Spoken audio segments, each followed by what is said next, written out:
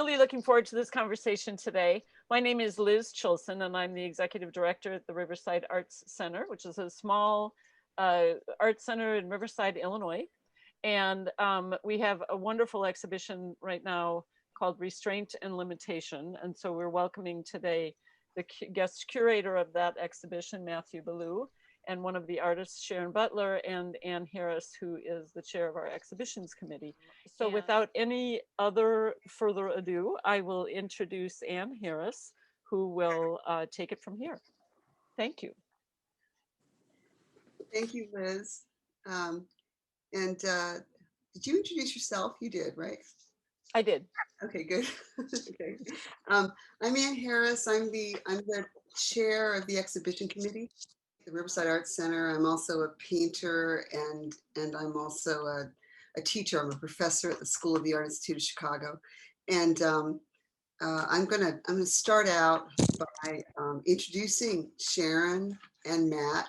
And what I'm going to do is you know, it's funny. It's like now that I see my image, I'm totally distracting myself.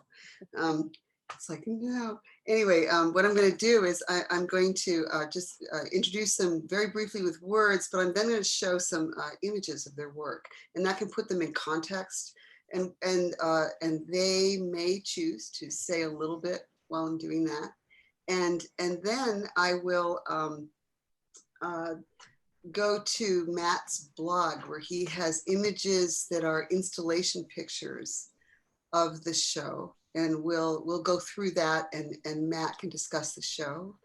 And I'm hoping that'll take about 15 minutes, all of these things together, and then we'll open it up to a conversation between Sharon and Matt. I'm going to try to get it rolling with a question or two, but my hope is that they'll just take off and begin to talk with each other. So let me start out. I'm going to share my screen. And here we are. And I'm going to go to hide my little floating panel. All right. And you should be able to see this is Sharon's website, and this is her most recent show. And Sharon, yeah, these are all based. Can you hear me? Yeah. Okay, these are all based on small digital drawings that I've made on my phone. And at first, when I was working on a series of abstract paintings, I was just using the visual language of the drawings. But then I started working directly from specific drawings and making paintings based on those drawings, as if I was painting a still life or something like that in front of me. And so it really is a process of looking at something very small and digital and translating it in terms of something larger, but then also in terms of the surface, you know, and I realize it's hard to see the surfaces because we're looking at them digitally when they're meant to be seen in person.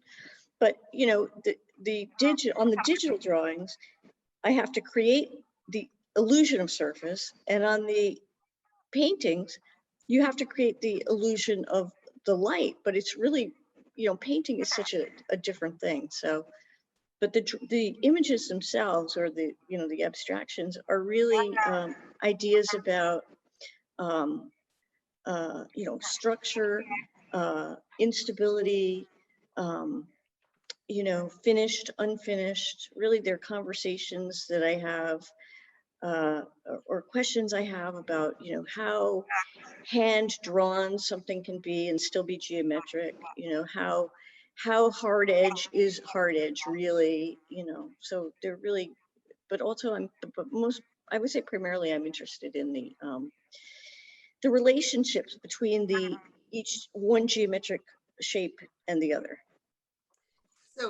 So this was a show at Theodore Art in Bushwick, which is a area in Brooklyn, and it was in January. It was called Morning in America, and it was kind of a rough time to have a show because, of course, we're actually still coming out of pandemic, but you know, the Trump years were nearly over, and I just thought we're gonna have, I just know we're gonna have something to celebrate in January, so we went ahead with the show. And I ignored my own structure, which was I was going to introduce you first. So let me do that now. Sorry. So Sharon, as you may have guessed, since the show is in New York, she's actually based in New York. And her paintings and drawings have been exhibited internationally. This, of course, is in New York. Her work has been as far in the United States as Seattle and as far in the world as Paris. She's also the founder, editor, and writer of Two Coats of Paint, which is how I first became acquainted with her, is through excellent writing about outstanding shows on this blog. And this particular blog, to understand the caliber of it, you should know who sponsors it. So it's sponsored by institutions like the Brooklyn Museum, the Guggenheim, the Whitney. It's very well respected. I've also had the good fortune of being able to see her work in New York. And at this point, I'm going to switch over to Matthew. And Matt, what I've done is I have here images. This is from an interview with you in ADF magazine from 2020. The show that we were looking at was of Sharon's work was from 2021. This is from 2020. And moving through this, you can see some examples of Matt's work. I have to get rid of, sorry, I have to hide these meeting controls. And I'll read off this little intro. Also super simple. So Matt is based in Columbia, Missouri. He's an artist, a writer, curator. He's also a teacher. He's a professor at Mizzou, which is in Columbia. And his artwork and his curatorial projects have been seen nationally. His writing has been featured in Neoteric Art, Scene, Journal, and the Oxford University Press, among other places. I first came to know Matt through his writing for a blog called Midwest Capacity. And then he put my work into a show that was called Subject and Subjectivity, which traveled around the country as this show has traveled around the country. And then I also got to meet him personally a few years ago when he worked with me on a drawing project, just as I was able to meet Sharon right around the same time, because we were both doing visiting artist things gigs at Cuttyhook Island. And here is more of Matt's work. And Matt, do you want to say anything about your work or yourself? I don't think you've shared the screen. Oh, have I not? That's weird. I can see it. Oh, okay. I can't, but. Oh, no. Why don't I try it again? Did you see it ever, Matt, the shared screen? I saw it when you were doing Sharon stuff, yeah. Okay, so let me try to do it again with yours. Sharon's seeing it, but somehow you're not. So what I'm going to do is hit escape, stop share. I let somebody in who showed up, and maybe somehow I lost it when that happened for you. So let's try it again. And can you see it now? There we go. Okay. So maybe I'll just let Liz let people in then. I'm going to ignore so I don't lose it. Okay. Yeah, so this was an interview. I believe this is the one that Sky conducted. And Sky Tonight is also in this show. There's a little bit of I think a connection with what some of the issues that Sharon is thinking about. I'm really interested in what's natively digital and what is natively analog, and then sort of creating a complexity with that. So a lot of times what is seen as physical is actually coming out of the digital stuff. The piece that's on the screen right now, it's 30 by 22 inches. Almost all of that, the line work, the painted work is almost all done with a CNC router that I've made an attachment. So I can do the work digitally, and then I physically interact with the router as it's going around to make the marks. And then I'll adjust it and play with it a little bit. But I'm very interested in how my hand can get away from it in a lot of ways, and yet still find these organic archetypal shapes. So I think there's a lot of that's been going on for me over the last few years.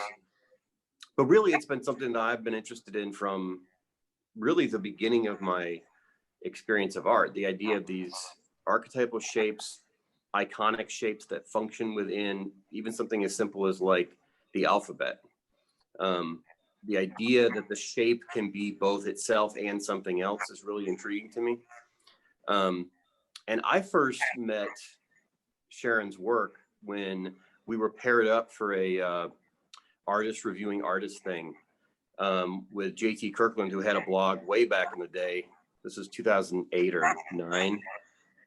And I thought that her analysis of what I was doing was in such a short period of time, like 100 words, was like super intense and succinct and strong. And I think that I mean, I like getting harsh critique too. So it was that's when I first was like, I need to know more about this person. And so that's when I got interested in her work and seeing the work. And I'm really interested by the fact that over the last 10 years, this notion of what is natively digital, what is natively analog, how the hand is apparent in both, those are the things that I'm really intrigued with. So yeah, that's one of the reasons why I wanted to include her in this.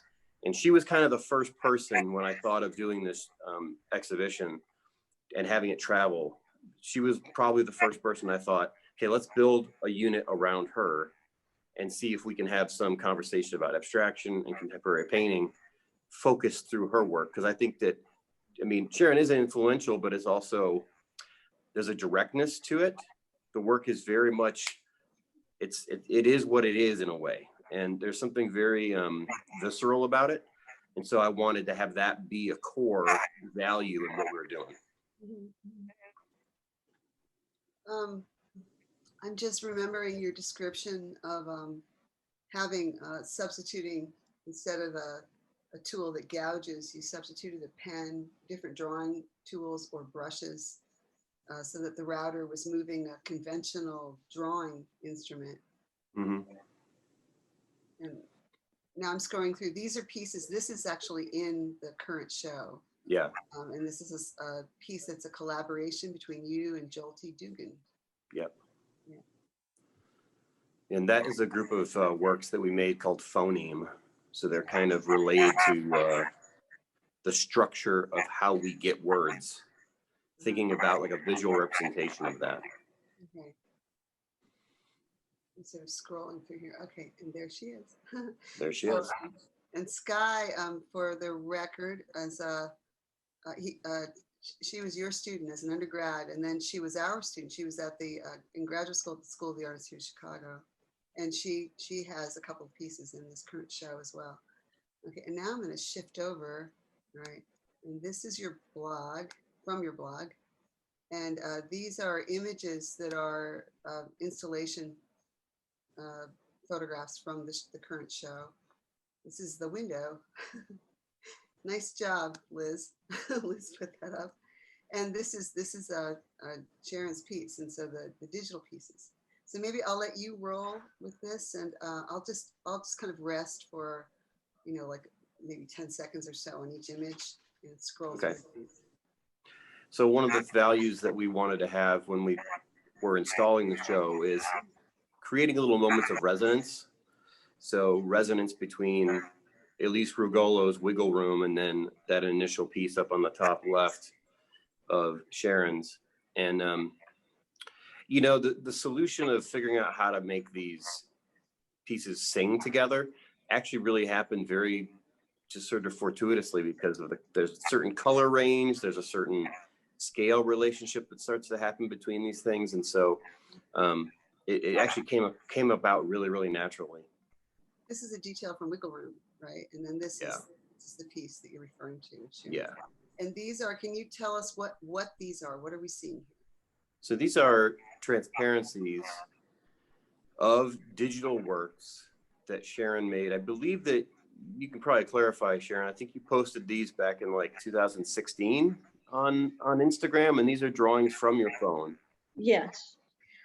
I started making the drawings on my phone because, well, for a few reasons. I was addicted to my phone, and it was the early days of the election, and everyone was just glued to Twitter and the news, and everything seemed, there was just something happening every 5 minutes.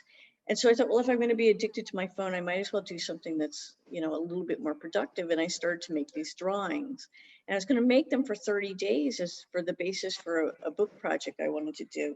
And I just kept doing them for just until this past year. So I have now thousands of these drawings, but they're meant to be seen on the phone. And another reason I like them is because when I go to openings, people often want to show me their work on their phone, and you really can't see it. And so I wanted to make something that is actually meant to be seen on the phone. And people often will ask me, where can I see these? You know, how big are they? What are they made of? And it's like, that's it. If you're seeing them on Instagram, you're seeing them, that's it. So it's interesting to see how you've figured out a way to display them. And I like very much what you've done. And especially I like, you know, the size of them and also keeping them in the grid formation. Yeah, this was a solution where I couldn't quite obtain the iPads that I wanted for this. And so I built this LED frame. And so they just light the transparencies from behind. And so it's been interesting over the course of the 3 exhibitions to have your work shown sort of in 3 different ways, twice with iPads. And I actually used the CNC router to cut frames that fit the iPads for the first show. The second show was just iPads on a shelf. And then the third one, we're doing these transparencies. So all these different ways that I've tried to engage with them. One thing, I don't know, I kind of want to leap in with a question here. Sharon, can you tell us a little bit about why you felt you needed to come back out of the phone and use the drawings as a source for paintings? Like, was that always part of it, or is that just something that grew out of the project? I didn't intend to do that. And I was, you know, after you do something, if you start making drawings for a while, it sort of gets into your head. And then I started using the visual vocabulary, the geometry that was developing in the drawings as the basis for paintings. And I thought that I was done with the project. And I went on an artist residency, and I was prepared to start some, you know, for a period of transition, I was going to start something new. And I just thought, what if I painted specific drawings, you know, of specific days and go back on those days? Because I found that 4 years was a very difficult time for me, both, you know, in terms of the country, but also personally. And so I was going back and looking at specific days that I knew had, you know, sort of personal content.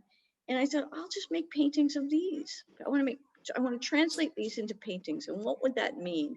And what happened was the drawings were made very much on the spur of the moment, you know, often 4 o'clock in the morning or something. And basically my rules were just that I could use the geometric tools, the drawing tools. And other than that, it was anything goes.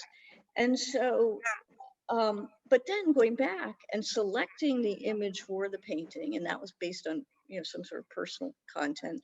And then, you know, translating the digital into the paint. I don't know, I just loved the process of it. And it was a way of, I'd never really painted that way before. I'd always worked with, you know, the image of the painting emerging through the process of painting, rather than having a specific subject that I was starting at, like those drawings. Yeah, it's really interesting how you sort of went into a non-traditional route, but then you came back to sort of the classic, here's my studio painting. I do my studies out here, I come back in and I know. Make them. So it's, in a way, it's a very traditional project. Yeah. But the other part of this too is that in a lot of ways, the show, while it does celebrate the physicality of paint, it's also kind of post-paint in a way, which is in itself is kind of cliche and it's passe to some degree. But I love the fact that there are these digital painting drawings, and then across the room there are these pieced, quilted, you know, pieces that are from Anna Buckner, and she's using the different types of textures and the different relationships of tension across the surface. So there's like a physicality to how those tensions are made that's actually really, really compelling.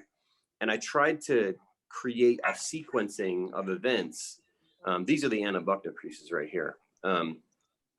They're so small and unassuming, but then when you get up to them, there's this really interesting physical tension across the surface that reminds me of something like a haptic notion about paint itself. You know, part of the reason why I love painting is because I like the idea of smearing it around and feeling it. And but then the idea that there's an actual physics going on in the surface of her pieces is really compelling to me and interesting. So that was part of it, that I wanted to try to get the representation of, from your digital stuff all the way to something that is painting but not painting, and then back into the celebration of direct painting. Yeah. I'm just looking for the Anna Buckner image for it. So More Buckner images. Oh yeah, there's one on that, I think. So yeah, it's funny. I'm like suddenly, and I said I was so slick on Zoom. I know I'm suddenly having trouble like getting my things to move around. So I apologize for my awkwardness here. Because I want to be able to serve your discussion here.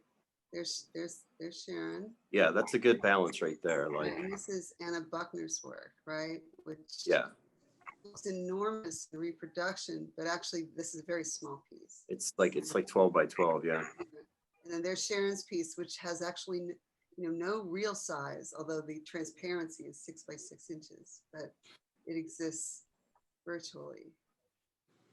What's interesting too is that both those pieces have the implication of transparency, which is something that we think about all the time with painting and glazes and whatnot, but there's an idea of transparency in them that is very, I don't know, it kind of moves me viscerally in the sense of it being almost like an illusion in that sense.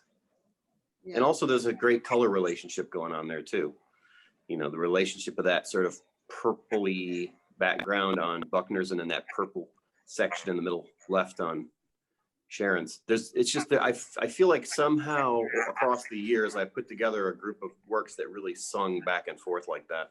Yeah, something that people can't see necessarily in your installation shots, and which you took these pictures, but which, I don't think you caught it, is that the show is installed in a way that really picks up on color rhythms. And so there's a wall in which we, like this wall, moves from pinks. And this is a kind of more pink, and then you can't really see it into this, which is very subtly kind of blushing pink. And then the opposite wall is variations of purple, which then leads into all the way down into the next room, which is into Sharon's work. Yeah, these pieces here are Erin King's works that are actually, she converted a piano, the main chunk of the inside of the piano, into a loom. And then she's weaving these things on there. And then they're right next to those Elizabeth Powell pieces that are just beautiful, gentle little gouaches that have beautiful, strange tonal color changes. Yeah. So one of the things that comes up is that here we are. These are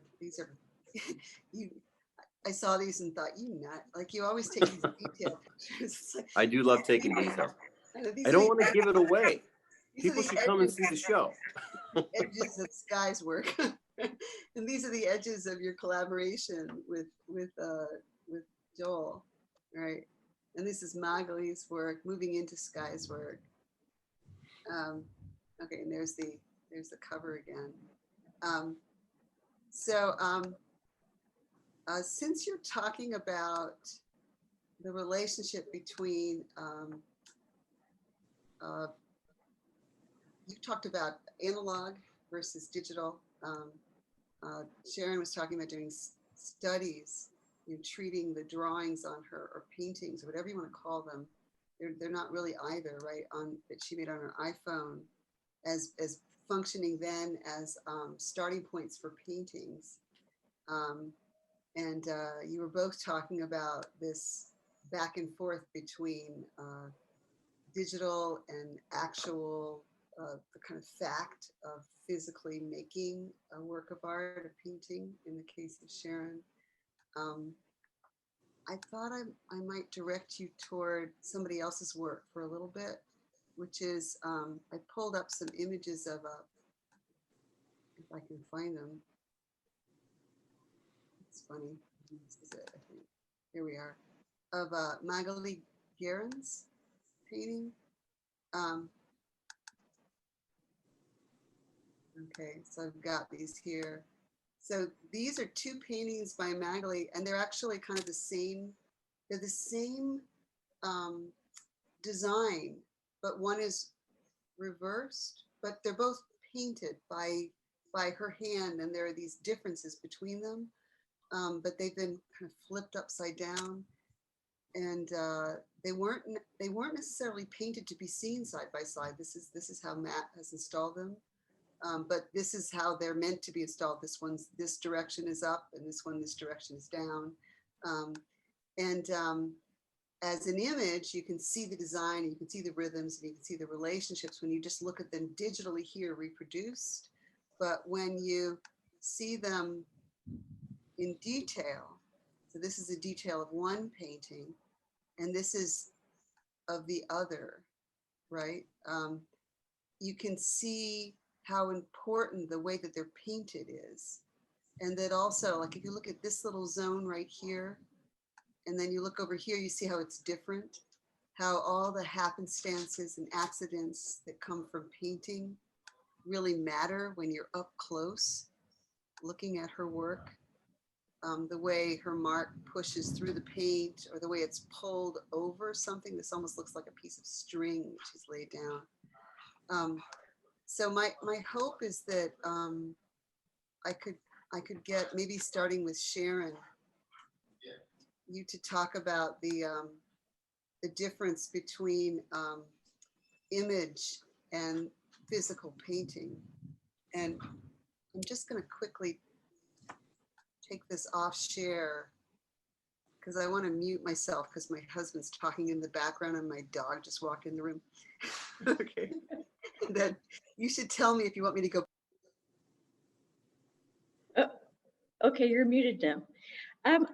It's funny because I just recently this week saw the Baselitz painting, 6 Baselitz paintings at the Met Museum, and they're upside down heads and portraits that he painted in 1969. And his idea was that he worked from these photographs and turned them upside down and then painted it upside down as a way of eliminating the emotional content of the image, right? So, but the interesting thing is, of course, they're full of emotional content. It's not from the image, from looking at the person, it's from the way they're painted, right? So he's got these very fat brushes and it almost looks quickly painted and very aggressive painting, process of painting and painting style and strokes and so forth. And it certainly doesn't eliminate the emotional content. It just transfers it from the image to the process and the way that it's painted and the physical materiality of the paint. And that was sort of a perfect example of what you're talking about. And for me, the reason that I am so drawn to geometry and geometric form is because it is reductive, but I think it enables me to focus on that very thing. The way it's painted becomes super important. The type, the thinness, the thickness, the surface, all of those things take on more important meaning when there's not a specific realistic image that the painting is about. So can you talk a little bit about, you use the word emotion, you use the word meaning, and can you, we may have, I haven't expected the audience. It's possible we have someone here who's not a painter. We might have somebody from Riverside, who's dropped in. And can you talk about how emotion and kind of feeling exists in abstract painting and becomes meaning when there's no recognizable image? That's like a huge question, but Yeah. Do you want to talk about this, Matt, or shall I? Do you want me to continue? Or Sharon, why don't you go ahead and go on, and I'll jump in at the end. okay. For me, the meaning is in abstraction, is in the metaphors that you can create. It's symbolic, it's metaphorical, it's an analogy. There are all of these different ways that you can communicate. And I think that geometry is a universal language. Everybody understands when a square is broken, right? When a thing is falling, when something is off balance, right? So the way that you compose the picture conveys something. And I want to say, and when I say emotional content, I mean like about it could be my psychological situation, or my something that's happening in my life, where if a form just touches another one, that means one thing. If they're widely apart, that might mean something else, right? And of course, what it means to me isn't always what it's going to mean to the viewer. And I think that abstraction can be very open-ended like that, where we all can bring our own experiences to the object and image. Yeah, I think for me too, there's a notion that human beings want something that they can park on and say, I know what this is, right? But fundamentally, all of our apprehension, all of our senses are abstractions, and we're not actually perceiving the universe the way that it is. We're perceiving it the way that it has functioned for us as a species over at least the last 250,000 years. So it's like all of that is informing what we want to see in terms of balance, what we want to see in terms of proportion, what we want to see in terms of shape. And so I think that there's this sort of notion that representation or depictive, I was using that when I was talking with Anne earlier in the month. The idea of something being depictive is not necessarily the prime value, right? And I love depictive painting, and I do it, but I also think that there's something about depicting the activity of the forms or the visual dynamics that is every bit as important and every bit as loaded with not only emotional energy but also physical energy. This goes back to Merleau-Ponty and goes back to Arnold Fournier and a bunch of different people who've worked with these ideas of tensions and visual dynamics over time. So that's what's really interesting to me, particularly in the idea of the show, the idea of restraint and limitation. I think the history of abstraction has generally been about like white dudes with big cocks or something, and they want to do this gigantic work, right? I think there's something really amazing about somebody like Magalie Guérin, where it's like the work, or even like Thomas Noskowski or something, where the works have a kind of humility, but an intensity of vision within that humility, so that they look bigger than we experience them bigger than they physically are. And that's what has drawn me to so many artists. I think probably the first time that I really experienced it was when I was at SAIC as an undergrad, going to the Roger Brown house and seeing Miyoko Ito's work in person in front of my eyes. And they're very humble in size. They're not gigantic. And yet I felt that it expanded out and took up the entire room. And I always feel that way when I see her work. So I think that is kind of the beginning of a lot of the issues that I've been thinking about with this show, and that has influenced my own work over the last 15, 20 years, really. So I think the new pieces that Anne showed are really quite beautiful, and I wish I could see them in person, because it sounds like you have some interesting process and that they're probably very physical objects. Yeah, I mean, that's one of the things I'm trying to do, is making sure that they have the physicality, but also the a different logic. I want a logic that's not only my hand, but is, it's almost like when someone does ceramics and they wood fire it. You know, that wood firing is nature doing something to what you've done. You're collaborating with the potential of the material. So and the digital maneuvering that we take, or the types of tools that we can use now, they're every bit something to be mined. And so I've been thinking a lot about that. Right. So I wanted to ask you all, let me see how I can shape this as a question. I'm thinking about Matthew, your discussion of, you used the word visceral earlier, and then both you and Sharon have talked about the word process, that is how something is made as actually being meaningful. And then you've both talked about size. Sharon talking about her work existing, it's either sizeless or else it's phone size, right? But then when she paints, obviously she declares a size or a kind of scale for the work, that is its relationship to us, right? And then we were talking about geometry, and we talked about it in relationship to how we experience weight. You talked about balance, right? You talked about something being off balance, things just touching or being far apart. And as you both were talking about these things, I found myself thinking about architecture. I was thinking about being inside the Pantheon and the experience of that as this vast abstract space, which architecture functions abstractly, and we don't question that. And there's, though, this very, very quiet contemplative experience, as opposed to the huge abstractions that Matt referred to when he used the word, I don't know whether it's dick or cock, but basically I know what you mean. And that became an expression of size relative to, masculinity or aggressiveness. It's like man spreading. Yes. Well, yeah. It's like man spreading on the subway. Right.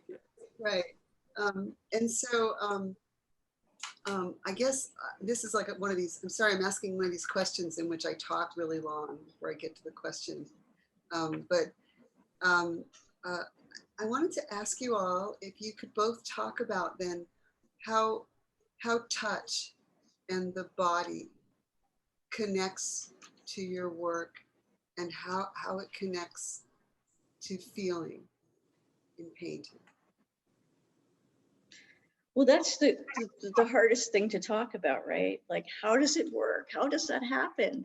I don't know. I don't know how it happens, but I have to say that in terms of touch, I'm very interested in, and I am working traditionally in oil on canvas, and and on these larger paintings, I use a small brush, and I'm very interested in using traditional brushwork, the traditional way that we put paint on the canvas, where you get that sense of the hand, the artist's touch. And because I think that every artist puts the paint on in different ways, and that becomes something very unique to that person's work. Even if we all painted the same image, it would be completely different. And that's why I really like the work, the two pieces you showed by Magalie,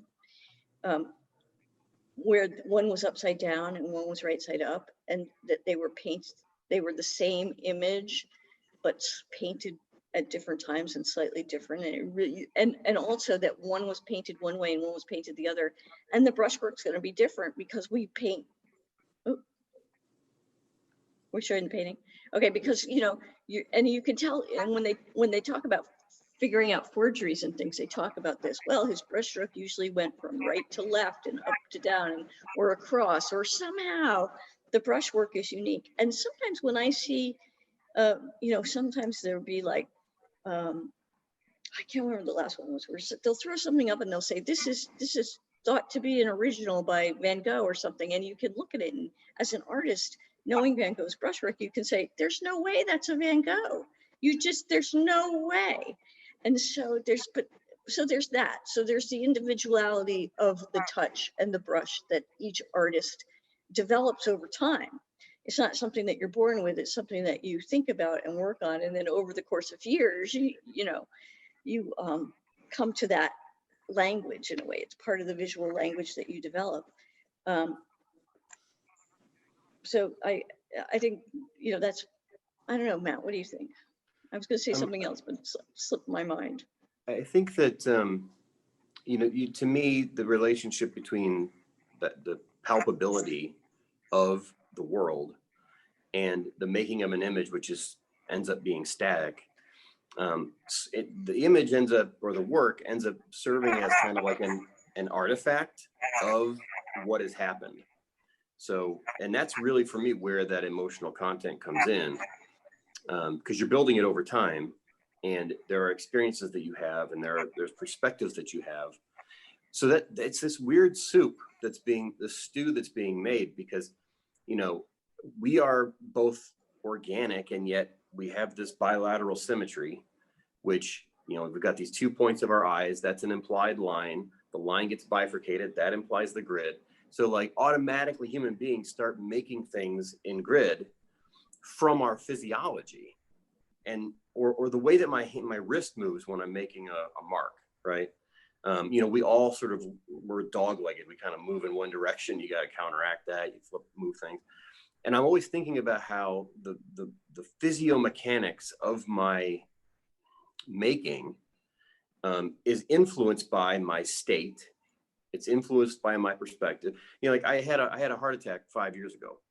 Well, what I did before then and what I did do after, there's a lot of similarities because, I was already trained. I was already really thinking about my work, but like my mental space and the intensity with which I experience the work is extremely different from one side to the other of that experience.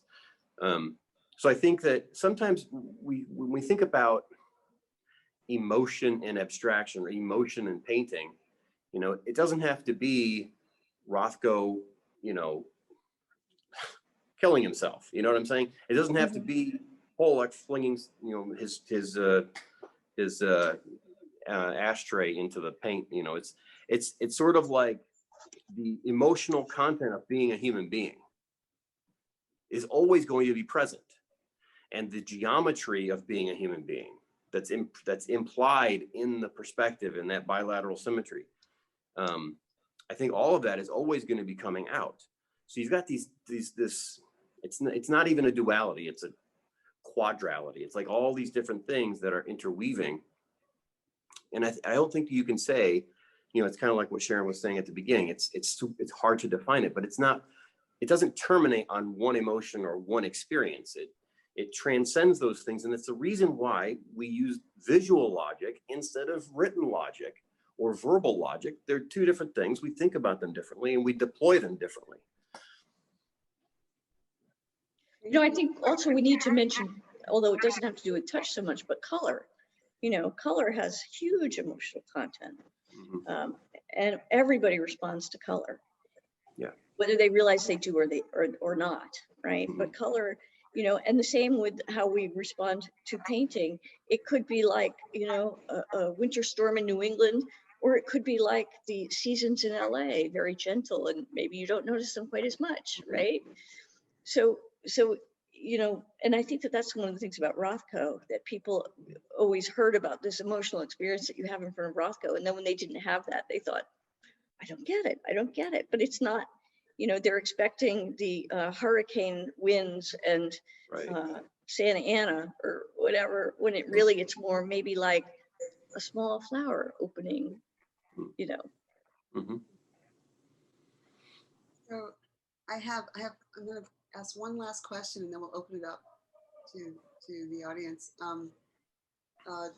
Sharon, you mentioned earlier, you were talking about painting these or I don't know whether you refer to as painting or drawing or digitalizing, but you were making pieces on your phone.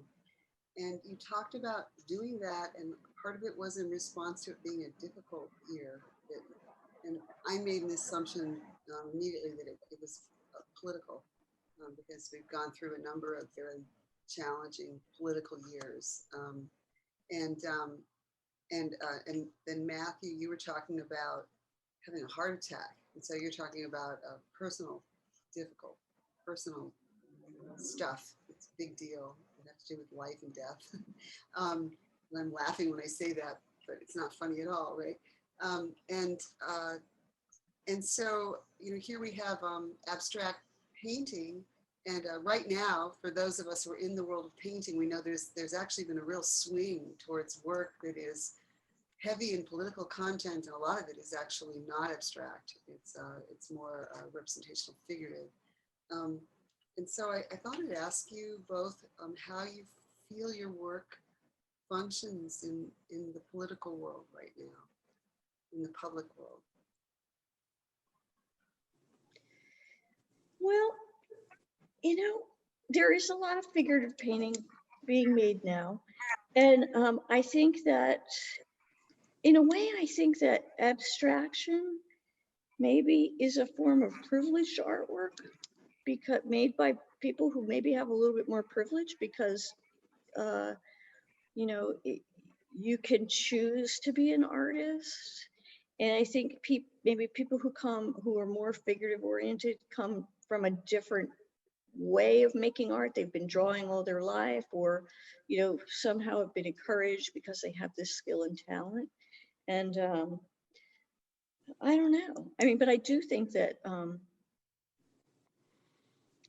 I think abstraction can have political content. And I think that it often it's about the process of how it's made. You know, I call them drawings. The drawings I've made, it's a big project now, but when I started it, it was very small, and I made one drawing at a time, right? One teeny tiny drawing at a time. And now I have thousands of drawings, and they've grown into this, you know, basis for this series of paintings that is ongoing. And they're a record of my experience of the past 4 years. So for instance, when I read the Mueller report, I can go back and look at the drawing I made on that day. You know, a friend of mine just died, and I can go back and look at the drawing I made the last time I saw her, right? And I can make a painting of that drawing. And so I'm experiencing my friend in two different ways. I'm experiencing the Mueller report in two different ways. The first time I made the drawing, I didn't know any of that. I was just having my own day that day. I didn't realize what was going on in the larger, more corrupt government, right? And so it's just sort of how we experience, it's an exploration of how we experience things. Sometimes it's political, sometimes it's personal. It can be many different things. Yeah, I think about how, you know, some people have a very negative reaction to something like Ankawara's work, right? The date paintings. But in some sense, when you meet the date painting that is a date that's powerful for you, suddenly Yes. There's like this, the whole universe clicks in a different way. And I think that we experience that with not just things like dates, but also, you know, like we have such strong sense memory. You know, you'll smell the air after a hard rain, and you'll be reminded of being in upstate New York that one time. And like there's all these things that happen that are very abstract, and yet they're related to emotions and experiences that can't necessarily be totally entirely encapsulated with words. So I mean, obviously we don't expect the artwork to hold it all either. You know what I'm saying? Like you want to make sure that you have things that are almost like tone poems or haikus or something where you're striking the bell and it's ringing just in a particular way. Like I love how Annie Dillard's Pilgrim at Tinker Creek, she talks about the tree with the lights in it. You know, she's walking home, she sees the sun coming through the tree, and it blows up the tree and livens the tree. It's almost like her experience, almost like being Moses and seeing the burning bush, right? So she sees the tree with the light in it, and the tree is just a tree, and the sun is just the sun, and the light is just light, but it's her particular alignment to that phenomena that becomes something super powerful for her that she can then translate for us. So like the issue of like, you know, like the painting behind you, Sharon, with the sort of purplish, you know, indigo background and this off-kilter chartreuse kind of yellow thing, like in some sense, that can be a tree with the lights in it if I'm in the right place, right? So it's not purely just me interpreting it however I want. It's you pushing us with that little haiku, that little moment, that little verbiage, visual verbiage, that pushes us. And I think that that's like an extremely valuable experience for human beings to have, particularly, especially in an era where people can get up and say stuff that is patently untrue. They create and manifest this insane reality towards us. And it's so important to have another perspective. It's so important to have a different mode that's also part of our experience. Yeah, that's the best I can do, Anne. Well, I think it must be particularly hard to live in Missouri, you know? For some people it is, you know, there's always a problem going on in Missouri Right. with these things, but yeah. Well, I mean, there's so much disinformation and political shenanigans and so forth, you know, that I'm sure there's something comforting in having an object that's an object, you know, but the interesting thing about color too is how it changes, and you can't really get a handle on what a color is. You know, when you say that about that painting back there and you say it's got chartreuse and well, that's not really what the color is, right? I mean, we're looking at it and we see one thing on our screens, and then I see another thing here, but then I turn the lights off and it looks completely different. So in a way, it kind of can capture that notion of uncertainty. I mean, color, I'm saying, not that painting, but color can capture that notion of uncertainty in a way that maybe words, you know, it's hard. It's hard to understand that. That's, I think on this note, which I think also sums up painting as well as just colors. If you all are okay with this, I would like to open this up to questions from everyone else who's here. I see that we have a couple in the chat, but people also may want to ask questions in person. If the audience wants to, you know, feel free to turn your cameras and your mics back on if you'd like to just ask a question. I know Liz has written, Liz wrote this out. I'm just saying what Liz wrote in the chat. I thought they were questions, but it's actually Liz just saying what I just said. What we can do is we can keep talking, but if any of you all want to participate, please join in. Hey, Matthew, can you describe, I really like what you're saying about the router and creating, but I'm unclear. So the router is on something where it's working automatically and it's scooping out the wood, or it's painting? Yeah, I put Is the router applying the paint, or is it? Yeah, it's basically what I'm doing to it is I'm removing the router portion and I'm putting a jig on it that holds a tool. So whether it's a brush or whether it's a pen or a marker or something. Yeah. And then I can have it do marks that I'm designing the marks, but like I physically could not draw that line for 45 minutes, you know, perfectly, right? Right. So like I can get it to do that for me. And then where the technology breaks, where it doesn't work quite as well, I can go back and play with it or adjust it, or I can run the exact same route again. Like I can, that's, some of those things are just not available to me physically. So it's like increasing a little cyborg Matt. Yeah, and I like the idea that, you know, you're doing something mechanically, which would imply that there's a certain kind of perfection in how it works, and that you're describing it as having this sort of high quotient for accidental activity, that you're unexpected. I think of it very much like, I think that people have used this for hundreds of years, but I think of, like, I was telling Anne about this, you know, Bukowski doing cut poetry, you know, cutting up the page. Yes. To me, that seems similar to what I'm trying to do.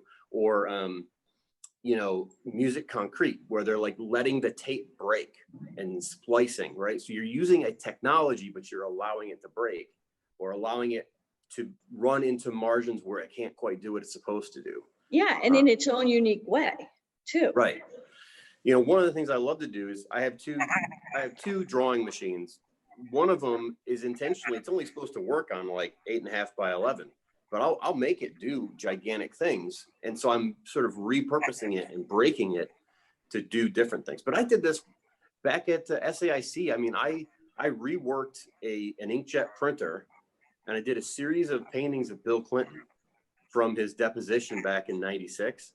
You know, what is, and I just kept putting these canvases through the printer, and I had all these paintings of Clinton doing his thing, and I would paint back into them. So I've been doing this for like 25 years, but it's to varying degrees, you know, kind of interesting to me. I wanted to go back to the way that you were describing Sharon's painting that's behind her, and you related it to, and I forget the artist that you talked about, but you talked about it beautifully. You talked about the Annie Dillard. Dillard, the alignment of the tree and the sun, and how the meaning came from you being aligned with those elements, tree, sun, light, in a very particular way, and then allowing imagination to then transform it into something else. And so you're talking about Sharon's piece as being a kind of prompt for your imagination.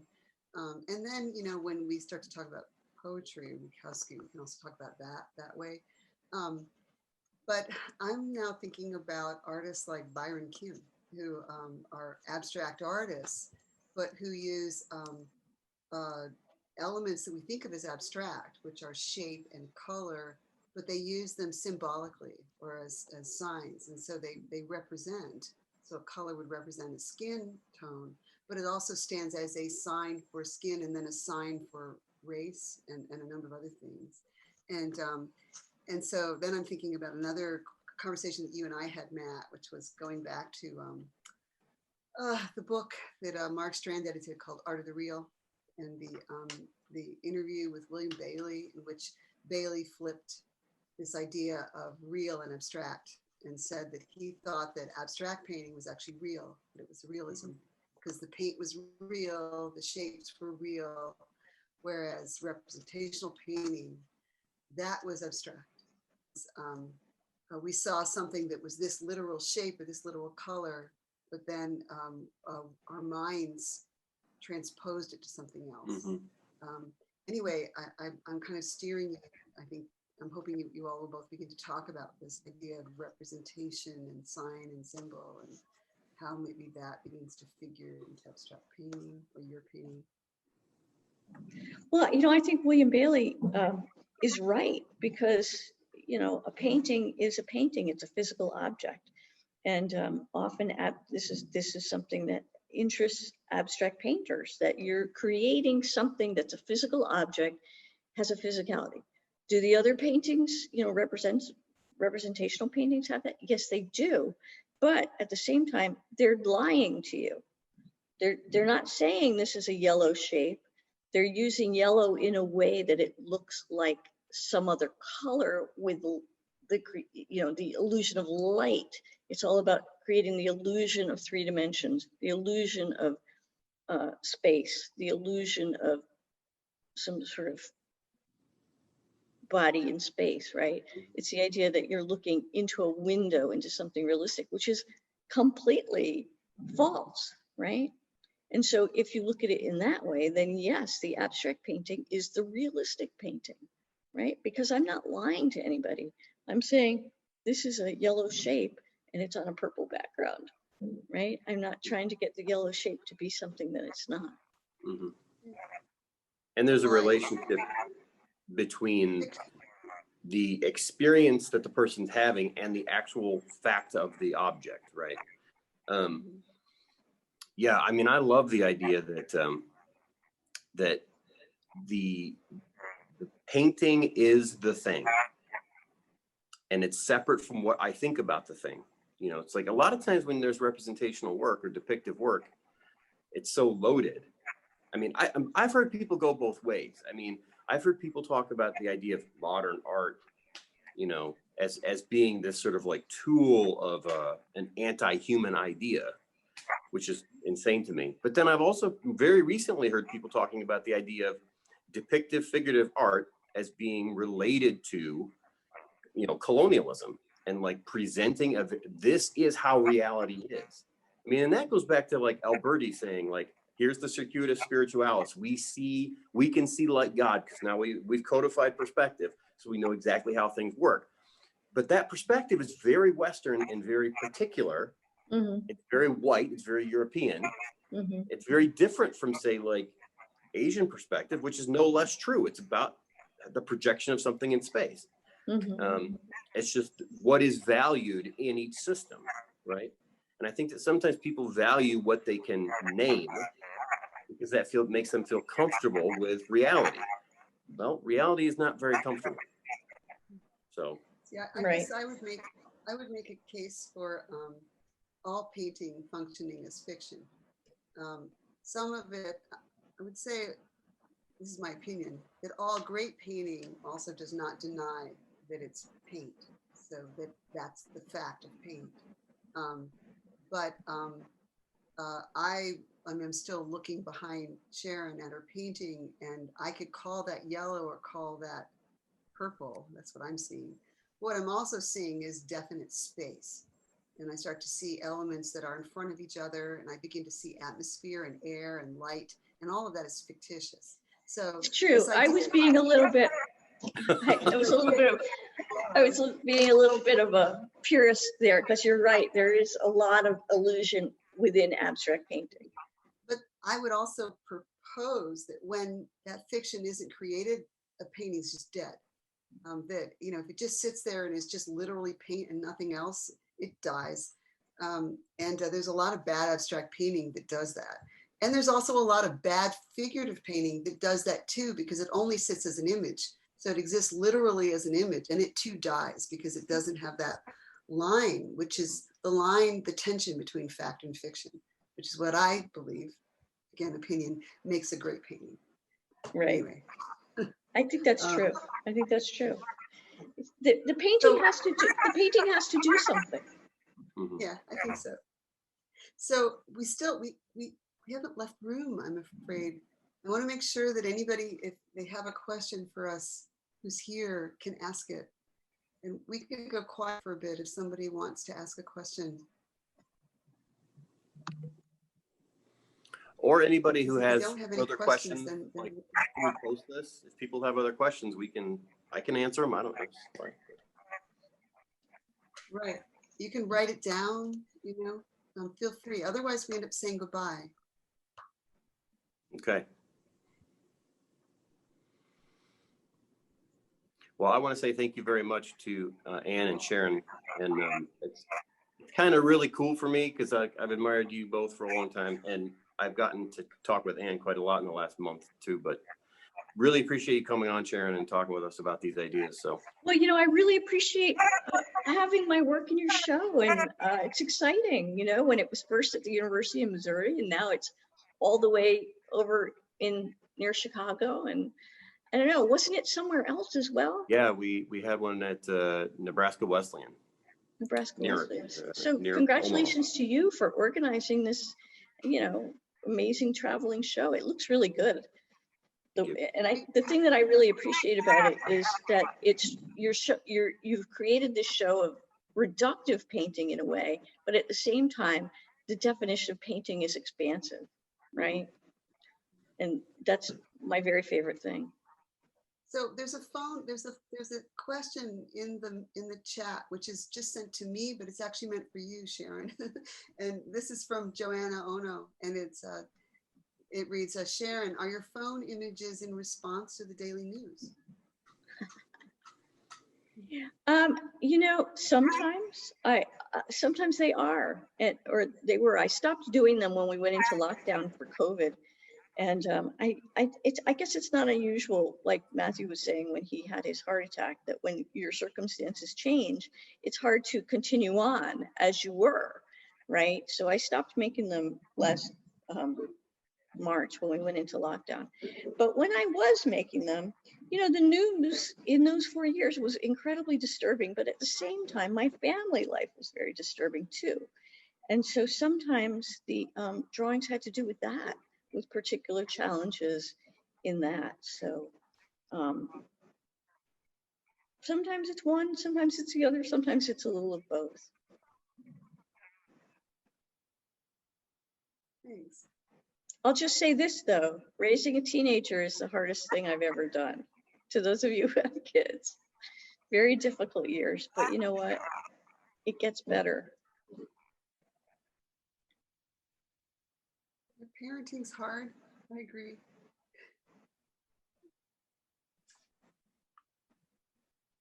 I think that may be it, folks. Sharon and Matthew, I'm honored. Thank you.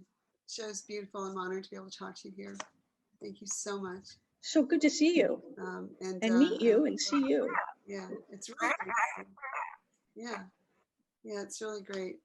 And I look forward to the next time we get to see in person, you know, but this is really nice too. This is the advantage of Zoom, so we get to do this. Bring me out to Chicago. I'd love to come. So kind of on that note, I thought maybe I would just come on. When I was doing the introduction, I forgot to mention that we are going to have actually a physical closing reception for this exhibition on the 26th of June from 2 o'clock to 5 o'clock in the afternoon. So we invite everyone. Sharon, come on out. That's so soon, June 26th, the airport. I haven't been there in so long. There you go. How long does it take to drive from New York to Chicago? Is it like a long time? A couple of days? Like 16 hours, 18 hours. You never know. I might just get in my car and drive out there. There you go. That's great. It's lovely to see you. I'm saying this, my husband just showed up on screen. He agreed. Hi, Paul. Hi.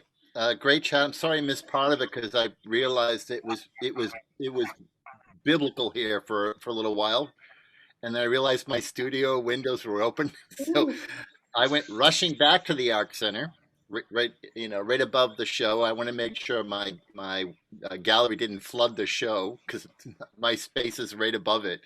Yeah, but it's a beautiful show. I was there this morning installing the air conditioning, so and I was seeing it yet again. So congratulations on the work. It's really gorgeous. Right. It's been a wonderful conversation, and welcome. Thank you for coming. And if you are in the area, do come on June 26th for the closing reception. And in between, come see this show because it really is fantastic. It's so much wonderful work, and the installation of it is really beautiful.